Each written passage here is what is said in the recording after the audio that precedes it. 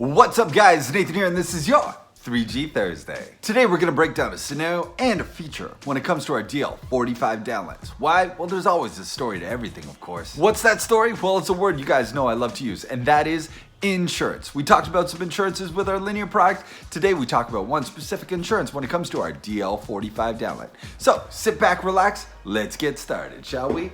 Once upon a time, There was a job site that originally specified Trimless DL45 Downlights, a beautiful drywall application that was fit to have our DL45s perfectly mudded into the space. Now provisions were made and things changed on the job site, something that never happens as we know.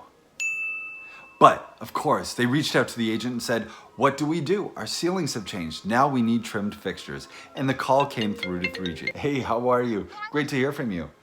Oh, it changed from trimless to trim? No problem. Remember that fixture, that DL45, has insurance built into it. So, of course, the fixture can remain on the job site.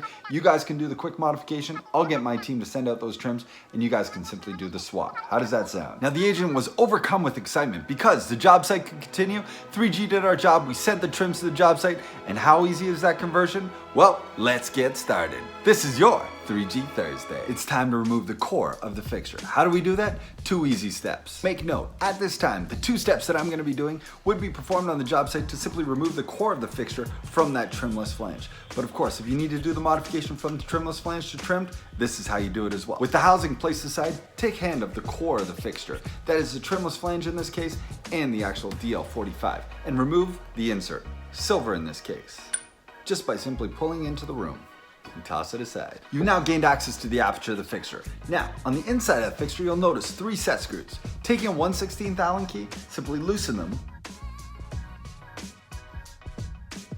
and place your Allen key aside. Now you'll notice you have access to the core of the fixture and remove it from your trimless flange. At this time, if you're keeping your DL45 in that trimless application, it's time to put your flanges up into the ceiling and keep that core of the fixture for safekeepings in its box. And I mentioned this scenario because I did visit a job site not too long ago where they actually painted over a competitor's fixture.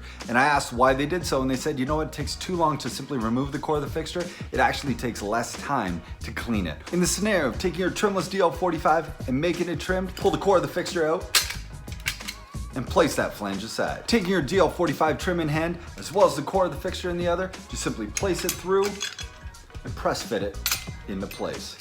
Now it's time to gain access to those screws with your 1/16 Allen key, lock them in place, and you're ready to put it in the ceiling. Finish it by adding your insert, and you're good to go. So there you have it, the changing of the trimless flange to the white trim. Fairy tale shouldn't be long, and neither should an insurance modification to your DL45 Downlight. And that's your 3G Thursday. We'll see you next week.